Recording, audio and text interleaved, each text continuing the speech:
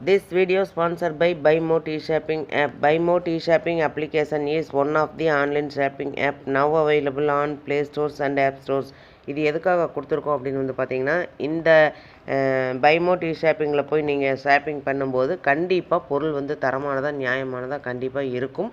இது வந்து நீங்கள் அமேசான் ஃப்ளிப்கார்ட்டில் ஆர்டர் பண்ணுறதை விடவும் இது வந்து விலை குறைவாக கிடைக்கும். கண்டிப்பாக கம்பேர் பண்ணி பாருங்கள், கம்மியாக கிடைக்கும். அதே மாதிரி இதோட லிங்க் வேணும்னா நான் வந்து டிஸ்கிரிப்ஷனில் கொடுத்துருக்கேன். அந்த டிஸ்கிரிப்ஷனில் போய் டச் பண்ணிங்கன்னா அந்த லிங்க்கை டச் பண்ணும்போது நீங்கள் ப்ளே ஸ்டோர் போகும்.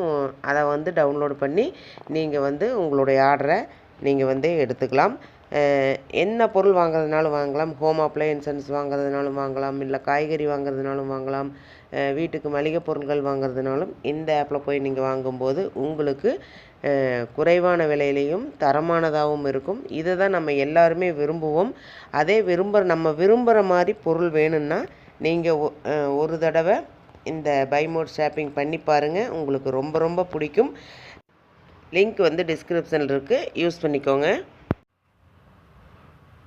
Welcome to my channel. இன்றைக்கி என்ன பார்க்க போகிறோம் அப்படின்னா, குட்டி வீட்டுக்கு ரூபாய் 2 கோடி முதலில் நோ சொல்லிவிட்டு இப்போ புலம்பும் சீன முதியவர்.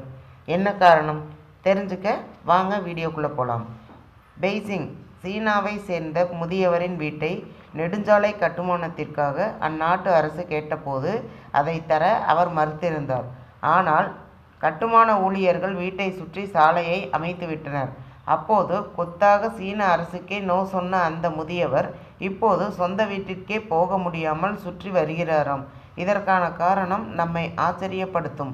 இது குறித்து நாம் விரிவாக பார்க்கலாம். எந்த ஒரு சாலை திட்டத்திற்கும் அரசு பல 100 பேரின் சொத்துக்களை வாங்க வேண்டி இருக்கும். அப்போதான் திட்டமிட்டபடி சாலைகளை அமைக்க முடியும். இதுபோல சொத்துக்களை வாங்கும்போது அரசு மார்க்கெட் விலையை காட்டிலும் அதிகமாக தரும். அப்போதுதான் மக்கள் வீடுகளை தர முன்வருவார்கள்.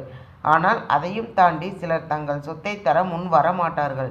இது போன்ற ஒரு வினோதமான சம்பவம் தான் சீனாவில் நடந்துள்ளது. சீனாவை சேர்ந்த முதியவர் ஷுவாங்பிங்.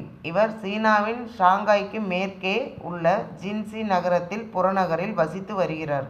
இந்த பகுதியில் நெடுஞ்சாலை அமைக்க முடிவு செய்த சீன அரசு அங்கு வசிக்கும் பொதுமக்களின் நிலத்தை எல்லாம் வாங்கியது. இருப்பினும் ஷுவாங்பிங் தனது வீட்டை விற்க மறுத்துவிட்டார். சாகும் வரை அந்த வீட்டில்தான் வாழ்வேன் என்பதில் அவர் உறுதியாக இருந்துள்ளார். சீன அரசும் கூட பலமுறை கேட்டு பார்த்துள்ளது. ஆனால் இவர் மறுத்துவிட்ட நிலையில் அவரது வீட்டை சுற்றி நெடுஞ்சாலை அமைந்துவிட்டது. இதனால் ஷுவாங்பிங் இப்போது 2 நெடுஞ்சாலைக்கு நடுவில் வசித்து வருகிறார். இந்த நெடுஞ்சாலை பணிகள் முழுமையாக முடிந்து இன்னும் சில மாதங்களில் திறக்கப்பட உள்ளது. சீன அரசு வாங்க முன்வந்தபோது மறுத்த ஷுவாங்பிங் இப்போது அதை நினைத்து வருந்துவதாக பிங்க் குறிப்பிடுகிறார்.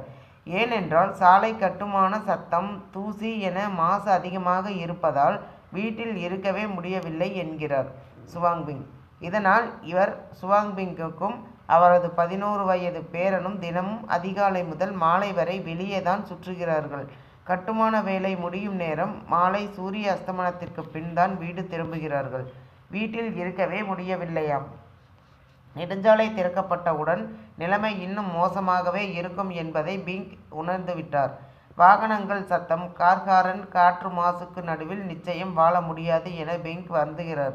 இது குறித்து அவர் மேலும் கூறுகையில், என்னால் நேரத்தில் பின்னோக்கி செல்ல முடிந்தால் அவர்கள் எனது வீட்டை வாங்க முன்வந்தபோது அதை நான் நிச்சயம் ஒப்புக்கொள்வேன். இப்போது நான் ஒரு பெரிய பந்தயத்தில் தோற்றது போல் உணர்கிறேன்.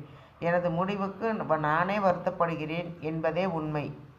இந்த விஷயம் வந்து உங்களுக்கு பிடிச்சிருந்தா என்னோட சேனல் சப்ஸ்கிரைப் பண்ணுங்கள், லைக் பண்ணுங்கள், ஷேர் பண்ணுங்கள் அண்ட் பெல் பட்டனை கிளிக் பண்ணி மறக்காமல் ஆளுங்கிற ஆப்ஷனை தட்டுங்க. அப்போ தான் நான் போகிற யூஸ்ஃபுல்லான வீடியோஸ் ஒவ்வொன்றும் உங்களுக்கு நோட்டிஃபிகேஷன் வந்து சேரும். Thank you, bye bye.